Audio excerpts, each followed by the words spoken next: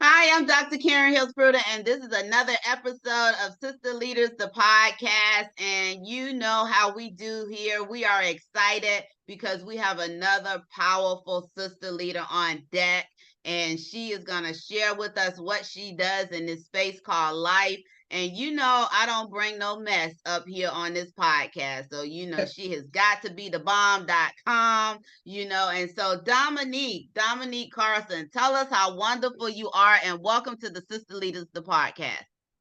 Well, thank you for having me first and foremost, Dr. Cameron. I'm just wonderful because first and foremost, I'm a child of God, and He told me I'm extraordinary. I'm ordained to do all great things, and I try to follow in His image. Well, not try to follow, I strive to follow in His image and His likeness. I juggle several different hats. I am a author, I am an orator, I am a freelance journalist for over 10 years, and I'm an award-winning licensed massage practitioner as of fall of 2023.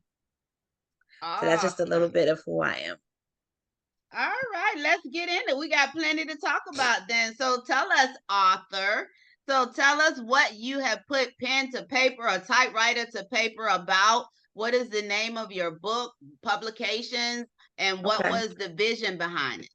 So I'm an author of two books. I'm working on I had to shelf my third, just finalizing some copyright, but I learned how to work around that.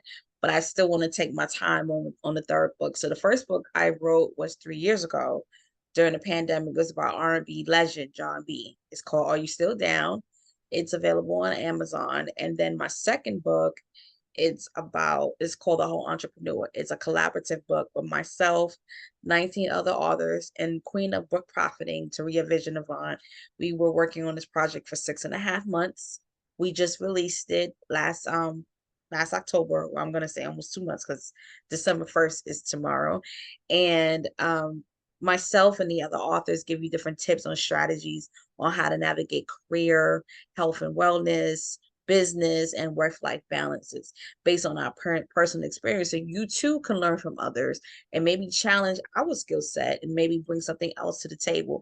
And the whole entrepreneur is not necessarily for someone who's strictly entrepreneurship. We have so many different people who are in side hustles and do 9 to 5. And that's why I'm so grateful for this project, because we do not shun anybody from quitting their 9 to 5. You know, life is better when you have lots of cheddar. So I don't agree with somebody quitting a 9 to 5. I don't.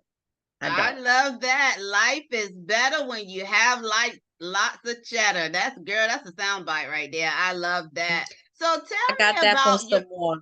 yes, tell me about your book about Jon B. Is there a connection there or are Mhm. you a researcher? Tell us about how that came about that you would write a book about someone else. All right. So I always wanted to do a biography. It was kind of like a childhood aspiration. I remember when I was 10 years old, at my grandmother's house, and she was like, you're gonna write books, right? And I was like, okay. I was like, all right. She's like, you heard what I said. Anytime she heard what I said, my grandmother, God bless her soul, that was my lady E. She was a 5'2" red bone Bayesian American from Harlem. And whenever she meant something, no filter, alpha female, miss her dearly. But her and my mom was such an intricate part of my life. Her and my grandparents, I take that back. And my mom was such an intricate part of my life, especially what I do editorial wise. My mother was very hands on about me being a writer, a proficient writer, because of my hearing deficiency that I experienced for the first 4 years of my life. So my mom dealt with the mechanics of my writing, making sure I got all the services that I needed, extensive speech related services, even though I was in general education classes.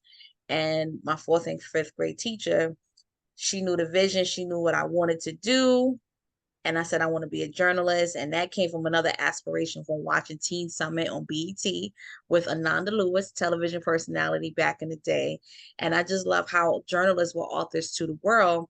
So to answer your question, that was my motivation. Plus, Jon B was a person that I interviewed as a journalist 10 years back.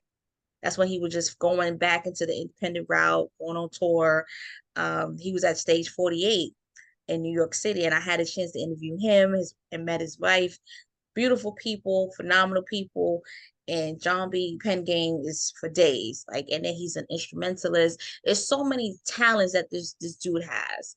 And I think he just broke a lot of racial barriers to make it easier for other artists like Robin Thicke and Justin Timberlake to have a successful career, because he was the one that said, nope, I'm not gonna be this pop artist. I'm gonna be this R&B artist. I'm gonna step out of Babyface shadow. And that's why that song They Don't Know.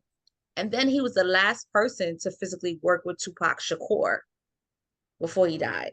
Everybody worked with his voice. Jon B was the last person to work with him in the studio before he was killed. Oh, that's awesome. And that's some Mm-hmm. history for you there. Mm-hmm. Absolutely. That's like a unknown fact, not even a little known fact, because it's the Mm-hmm. first time I've heard that. So you Mm-hmm. said a mouthful there. So a few other things that got my inquisitive mind going is that you said for the first 4 years of your life you had a hearing Mm-hmm. deficiency. Can Yes. so you spoke about it as if it's in the past. And Yes. so that's me. So tell me about that and how did you come beyond that? Um, I don't remember per se. I just remember what family would tell me, and I saw me wearing hearing aids as a kid, and from my mom told me maybe around 6 months I started hearing, and they would take me to all these different specialists, and everything was just coming back normal with my ears, but I was not hearing. And it was such a toll for my mom. She's a young, she was a young mother. She was 21. She was finishing her degree. By the way, she finished now. She's 29 years of Department of Education as an educator. But I can't imagine your psyche at 21 and you're not sure of your fate of your oldest daughter. And my grandparents would help, my godmother would help. And some family was just very cruel to her, like said she was never going to finish school, I was retarded, all this stuff. Like, and to beat the odds, that story right there alone, just like it flexed my muscle. It gave me my muscle strength alone. And then watching my mother overcome those things. And they said one day I was pulling out the hearing aids. I went to the school called the New York Childhood Center, to achieve more of my motor skills and my sensory skills. And they said one day I was pulling out the hearing aids, pulling out, pulling out. The audiologist told my mother that the highest decibel was a 10. I was an 8. Okay. No surgery, no nothing. So that's a great cigar right there. And she said maybe about a month later, I started talking and the rest was history. My grandfather would make a joke. She was like, she wasn't deaf, she was on mute. She was gonna talk when she ready, Yes, yes. so I love that. I love that. And so now you're talking and you're writing, and you mentioned that your grandmother said that you were going to write. So was writing important in your family? actually it was introduced to me. My biological father was killed when I was 1. So like I said, mom was dealing with a lot of things at the time. And my sister dad really stepped out. That was like my first father figure. He gave me that kind of like that daddy girl experience. And when that relationship deteriorated, it took a toll on me emotionally. Like as a kid, like I felt like my family was falling apart, and rebellion can only get you but so far. So my uncle Ricky inspired me to write my feelings, express how I feel, take the time with and write what's in my heart. And he was such a vivid storyteller in our family. And then his daughters, my cousins, especially my cousin Yanni, her pen game is crazy. She still is a phenomenal poet. I try to get her out there because she's just so dope. Like people think I'm dope. Like she's dope. So to be under her wing, and that's how she introduced me to a lot of other Black authors, in addition to and I love my Caucasian authors like V.C. Andrews and Judy Blume, but it was her that got me to Connie Briscoe, Alex Walker, Gwendolyn Brooks, Sonia Sanchez, Nikki Giovanni, and of course my favorite, Maya Angelou, poet of all time. So it was around me, and at that Okay. time to have a lot of female cousins that was close to age, because I was always around my male cousins because they were close in age. My grandmother had 23 grandchildren, so you can see that's a wide Yes. range of cousins to interact. But most of the boys were closer to age. I mean, one of my male cousins and I are literally 9 months apart. If we were siblings, we would have been like Irish twins. That's how close we were growing up. And to have those female cousins around me close to age was phenomenal. So I I give love I love that. I love that. So a lot of people write, how did the get it published come about? How did, okay, you took it to the next level. So you know, a lot of people journal, write, Mhm. but you decide to publish your writing. So how did that Yeah. come about? That started when I was a preteen. Once again, my mother and my grandmother, she's like, no, I really think she need to take this thing more seriously. And we just started submitting to different local newspapers in the neighborhood. I was an honorable mention before I was 13. And then by the time I was in high school, I went to one of the most prestigious high schools in New York City, Edward R. Murrow. I was in the communication arts program, and that was my grandfather. He took the New York City Transit, and he was like, because he called me Nicky Knack, that was his nickname for me. And he was like, "What high school are you gonna go to?" I was like, "I don't know." And I was like, "I don't want to go to school when my mother wants me to go to school." The school I wanted had me on a waiting list.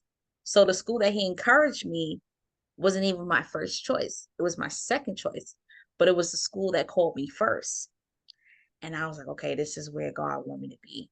So on September 13th, 2004, I entered the halls of Edward R. Murrow, and that school changed my life. I always tell people that's the years that went too fast because I literally had fun in high school. And then I was in the communication arts program. That was in my introduction to celebrity journalism too, because myself and another journalist who's now an Emmy award-winning journalist, Roni Shabing, we had the opportunity with two other student journalists to interview the cast of Degrassi. That was our Canadian teen dramedy, and that's when Drake first was in that show. That's when he was in the early stages of his rap career. So we had an opportunity to do that. MTV Studios had a high school journalism program workshop that we did, and that was the incentive to interview the cast, some of the cast members. So that kind of pushed it out, but it was my family. My family was like, "No, we gotta push this." Like, and I I love followed that. it. Yeah. I love that. So let's talk about something you mentioned that I think has nothing to do with writing, Hmm. but it is a part of you. So you mentioned that you are a massage therapist. Yes, you can say practitioner. I'm going to say practitioner because I'm gaining Okay, more of my practitioner. skills. I'm gaining more of my skill set in the field. How that came about? Well, I'm glad you asked. My mom and my grandmother, my cousins, two of my cousins, my cousin Jacob and my late cousin Hassan always told me the sturdiness of my hands, the craftsmanship of my hands from when I was a kid. Especially my mother's like, "You see these pudgy hands? Don't be afraid of nobody. You see these hands? You see these hands right here?" I was like, "I don't want to hurt nobody." And my grandmother's like, "You damn right. Because they bleed the same way as you. They may be bigger than you and they may be stronger than you, but they bleed the same way." I was like, well, okay, I'm not trying to hurt nobody. But I was 17 and I think it was my birthday. I was doing something well in school. And my mom and my pops had another blended family. We didn't do stepfathers and all that, so that's pops. Um, so they wanted to do something different other than to give us clothes and money and all that stuff. How about we take the kids to the spa? Myself and my brother. He was 16, I was 17. My sister was too young. So we went to Serenity Spa in Manhattan. And man, I fell in love with a massage. I was like, this is heaven. So I was like, okay, this is gonna be my self-care. Finally understand what my mother's been getting for years. But it was my grandmother again. One night she had these aches and pains in the house, and I did like a light compression on her back because she, as a diabetic, occasionally they get the aches and pains. And she told me, you're gonna do something else with your hands, right? And I'm like, Grandma, I use my hands to write. What are you talking about? She's like, everything was you heard what I said, and they gonna help people. I don't know what it is, but you're gonna use them hands. That's another career, and they're gonna help people. So I was like, I'm gonna make sure my grandmother's not biased because I mean I was one of her special grandkids. Like just I Okay. was like, let me explore this a little bit.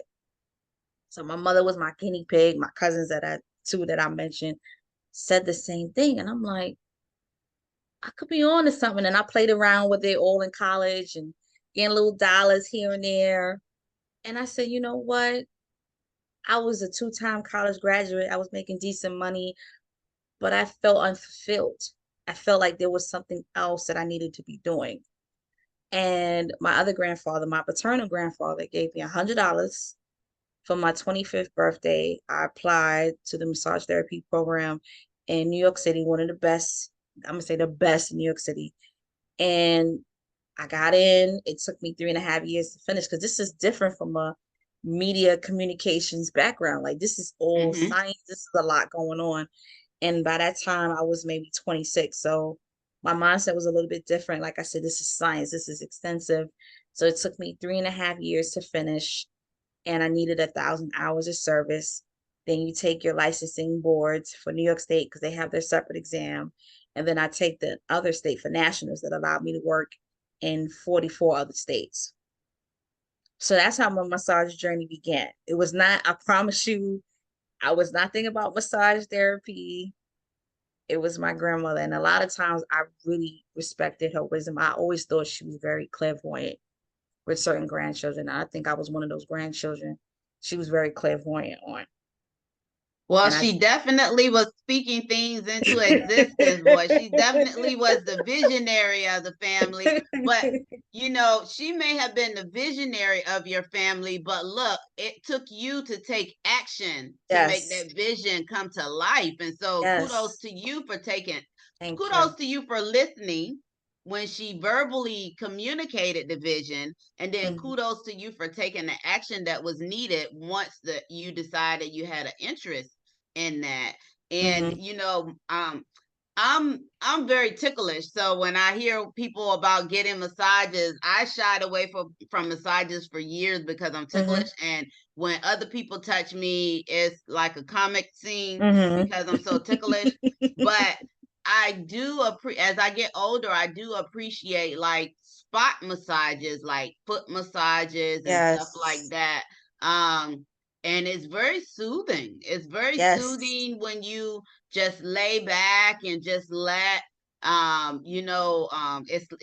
like healing in your hands type thing or Hmm. something like that, when you mentally allow yourself to enjoy the whole experience. It is, Yes. even for me who is giggle giggle giggle, I don't giggle as much. And when they do the spot massages, I still giggle, but not as much. Hmm. But I appreciate them now, and I will go get a massage, like Girls' Day or just self Hmm. care or something like that. So I certainly can appreciate that. So tell me about, what is the future for Dominique? What do you have on your um shelf that we don't know about, that's cooking with you, that you just gonna like bam, here it is type thing, because you are a woman with many talents. And Thank so you. I don't think you have uncovered all of your talents, because I do believe once people uncover one or two talents, then there's probably three or four that they haven't uncovered or revealed to the world. So tell us about what's coming in the future. Well, I could tell you two, and the rest, I'm letting God lead me. I know 2024 is a year of abundance. That Okay. I do know. That's a year of abundance. But the two I'm going to give, I'm going to be a keynote speaker at an Empowered Woman Success Summit in Awesome. California in March.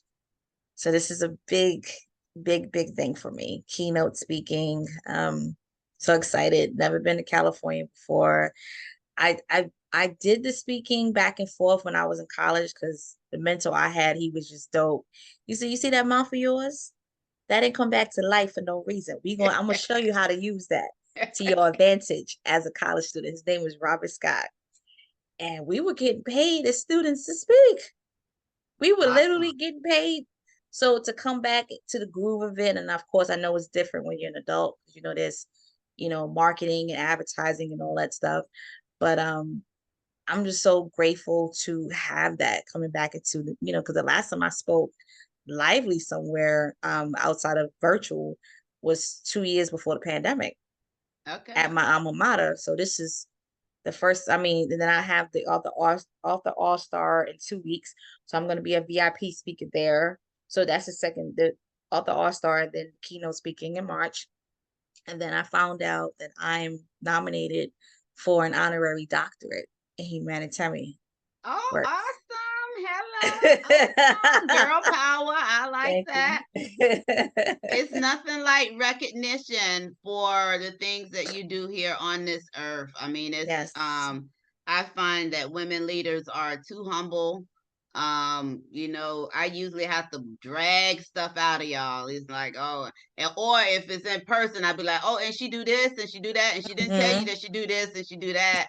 But but the people standing on the outside, we know how wonderful you are, but recognition is so wonderful. So I'm glad that you are going to be recognized for the work that you've done here on this earth. And so that is good. That is truly good news. And Yes, so, that's an honor. And it's already being recognized globally as an award-winning massage practitioner. I was recognized globally twice this year, okay, receiving the Global Iconic Changemaker Award and then receiving the Global Recognition Award for my work as a massage practitioner. And then the other one is for both my work as in the editorial spectrum and then with massage therapy. So I'm just that's truly honored, that's just grateful to awesome. You got God. some stuff going on, girl. You got some Yeah. magic in your fingertips. You must have some magic in your fingertips. So I don't know nothing about you, but I might have to look you up. I might have to look you up. So You're gonna have to come to Virginia Beach for sure. but look, check this out. I'm in Virginia Beach. Oh wow. I'm literally in Virginia Beach. So we'll talk offline, but yeah, I'm Okay. literally in Virginia Beach, so that is not a problem. Okay. So, what else would you like to share with the Sister Leaders podcast? Before we close out, what I want you to do is make sure that you share all the ways that they can stay in contact with you Okay. online. I want you've shared about your speaking engagements, but you didn't really talk about how, if they want to see you speak, if that's something that they can sign up to do. Mm-hmm. And so, talk about or share with the community, because this will air in about 3 weeks. And Okay. so if whatever you have coming up after 3 weeks, then if you want them to support you virtually, or if it's something they can sign up for them, give them the details of how they can support you and stay connected to you. Okay. So the author all-star, that's gonna expire in 3 weeks. Well, they can Okay. go to empowerwomanmagazine.com. You click on events and it says it'll tell you about the 2024 Success Summit. And they can Okay. register if they're in the California areas in Irvine, California in March. The second to last weekend in March. It's going to be from March 22nd to the 24th. I love that. And how can they stay connected to you? Okay, so my LinkedIn is Dominique M. Carson. My Instagram is Dom Carson 90. My massage Instagram is D Carson LMP. And my Facebook is facebook.com/DMC922. Okay. I love it. So now you have the information where you can stay connected. You can connect to Dominique. And for those of you who are in the Hampton Roads area now, she's in Virginia Beach. And so you might really get to experience her hands, her fingers, her magical fingers in terms of that. And so you can make it a reality. So, in closing, the one last thing that I usually ask my guests is that we're going to be revealing our Sister Leaders nonprofit in 2024. And so our nonprofit will be going into the public school systems, encouraging young sister leaders on picking careers that are STEM related: science, technology, engineering, and math. And so we're Mhm. going to start real young and help them see the Yes. science in these different careers, because people think about engineers and doctors and all that, but really a lot of our positions have a little bit of science, technology, engineering, and Hmm. math in it. And so my question to you in closing is, what competencies would a young sister leader need to either enjoy or be good at to be either a writer or a massage practitioner? And so if they hear your podcast and they get all excited, what competencies should they be introspective about to determine whether or not that may be a career for them? Okay, so I'm gonna start with the massage. Back to that about the massage therapy. I'm a senior massage therapist at Greenleaf and Pebble. So that's the exact spot you could find me and book your appointment there. So that's what I wanted to say. Now for massage therapy, it's all science. We deal with life sciences, social sciences. So you're gonna have to learn about psych, sociology, the study of the people, study of the mind, pathology, study of different diseases, neurophysiology, study of nerves, anatomy and physiology. So there's a lot of ologies I think people don't really understand with massage therapy, in addition to the massage work. So it's all science alone. And then massage therapy also blends with STEAM because it's art. It's a Okay. healing art as well. That's what I would encourage a young woman that really wants to do something different outside of being a doctor. And with massage therapy, people go into exercise science, they go into occupational therapy, physical therapy, because massage therapy has been the stepping stone for people to do other things. And they can go into nursing because massage therapy is an extension of nursing. And it's funny that you said that because of this month, I was recognized as a STEM trailblazer. And I just wrote that in the STEM Crew magazine, talking about its connection with STEM, integrating massage therapy with STEM. Absolutely. That's a lot. Absolutely. Absolutely. I love that. But I'm gonna tell you, you lost me. I blacked out for a minute. I'm gonna tell you why, because this is comical. So Brainiac, I heard all Brainiac. When you talk about science, science, science, and I check out in science class. I only had a few that I had to take. I got a whole bunch of degrees, but mine are in political science, and that's not a whole lot of science. That's more history, political science, and human resource management, and all of that stuff. But the science part of it sounds deep to me. It sounds very deep to me. And so when you were talking, my brainiac filters start twinkling. Brainiac, brainiac, brainiac, and those things that now that I'm helping young people appreciate. It's funny because growing up, I hated science because it wasn't. Well, I said I was going to stop saying that. I told my coach I was going to stop saying that. I didn't hate science. So many things came easy to me. Science was something I had to work. So if I got a B, I was good. I I was was used to having happy. I all was in the A's. same boat. I was in the Yeah. same boat. Science and Yeah. social studies, those two S's. I could Yeah. not, I just, we didn't connect Yeah. unless there was Yeah. a science teacher or a social studies teacher that just knew what Yep, they and they were doing had and to was be very passionate. authentic in Yes, how they taught it to yes, get me to yes, retain it and all of that yes, stuff. And yes. so, but now as I've gotten older, I do see the science in a lot of careers, and I want to encourage young ladies, young sister leaders um to be interested in certain careers that have elements of science in it and have elements of and definitely the use of technology. My two specialties are technology and analytics. But you have got to understand when you pick out a career where it's going to be 5-10 years down the road.